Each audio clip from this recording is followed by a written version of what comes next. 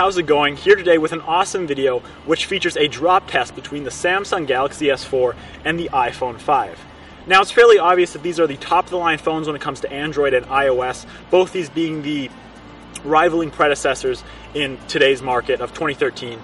This is again the Samsung Galaxy S4 with its fairly plasticky build quality to it, which has been the case in Samsung's past Galaxy lineup, and this is the iPhone 5, which new this time around features an aluminum back with a glass front. Again, this is an aluminum unibody casing, and this iPhone's been out since the fall of 2012, and this is the brand new Samsung Galaxy S4.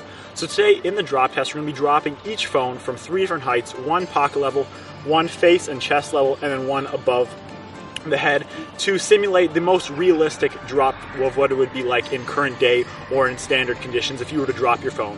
We're going to drop each phone from each height and then evaluate each phone after each drop. So without any further ado, let's go ahead and first do the pocket drop test with the S4 and then with the iPhone 5. Alright, so first up is the drop test between at pocket height with the S4 and the iPhone 5. Now I'm going to be recording video as well on each phone. We're going to see if it makes it through the drops. And I also have a camera down here to get a close-up shot of each drop. So this is a GoPro Hero 3 that I have, as well as the camera there and then the camera on the phone. So we're going to try and get 3 separate angles for each drop. So this first one again is pocket height of the Samsung Galaxy S4 to simulate if you were to put it in your pocket and miss. So here goes. So we're recording the video here. We're going to go. Alright, so as inferred, there are a couple scuffs and scratches on the back of the S4. Nothing too major though. The screen and camera are still flawless though. Again, this is a plastic back, so it's going to be fairly prone to scratching. Nothing too major though, and the phone is still definitely usable, and this was from the pocket height drop. Alright, so now we have the iPhone 5 drop test. Again, this is from the pocket height, about 3.5 feet. We're going to have the video going on here, the GoPro, and there. We're just going to go ahead and give it a drop. Again, as if you were holding it from your pocket and letting it go. So start the camera on here. Whoops. Much like the S4, the iPhone didn't suffer anything too serious. You have a couple dents and dings there, but this is nothing that's going to affect the functionality of the phone. It's very much usable, a couple little scuffs and scratches on the edges, again, but camera, screen are fine, and that's the iPhone 5.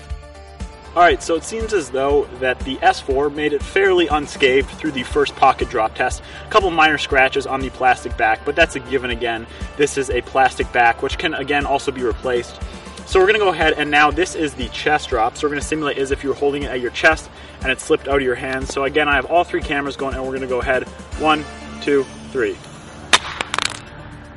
After the chest height drop, the S4 is still in fairly good condition, just a couple more dings and scratches on the side. Again, it's plastic, it's going to do that, it's expected. Screen and camera are still in prime condition, phone is usable, nothing you can't complain about. Again, this is from about a 5.5 foot, 6 foot drop, so nothing too bad. Screen and camera are still flawless. Okay, so here is the iPhone 5 from chest/face height. Again, got all 3 cameras going. We're going to go ahead and drop it on 3. 1, 2, 3. So again, it follows in the footsteps of its friend and comes out of this unscathed. Screen is still perfectly fine. Both back glass panels are fine. Camera is fine. It's got a couple dents and dings along the metal edges there where it's tampered off, but that's fine. It's just the way that the iPhone's going to react to that. The aluminum unibody is definitely holding this thing together, and the screen is perfectly fine. Made it through unscathed on this one. Alright, so far both phones have made it through the first 2 heights of drop test at about 3.5 feet and then just about 6 feet at my eye level. I'm 6'4", and I'm going to go ahead and drop the S4 fully extended arm. I'd say this is about 7 feet and a little bit, so we're going to see how it lands. I'm going to drop it just starting out on its side, and we're going to see how it ends up from there.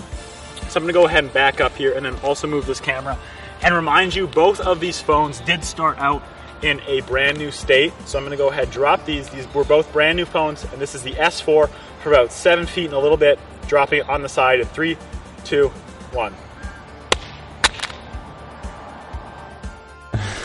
Alright, sadly this time we weren't as fortunate, and when the phone was dropped from about 7 feet onto the bottom right hand corner, it suffered a fairly deep crack that spiderwebbed throughout the phone. The back battery cover popped off. The battery stayed intact and the phone stayed on, and the video continued to record. However, there is a fairly big, large crack in the bottom right corner, and shards of glass can be felt when you run your finger over it. However, the rest of the screen, the main part of it, can still be used, so you could continue using your phone if you suffered this kind of damage.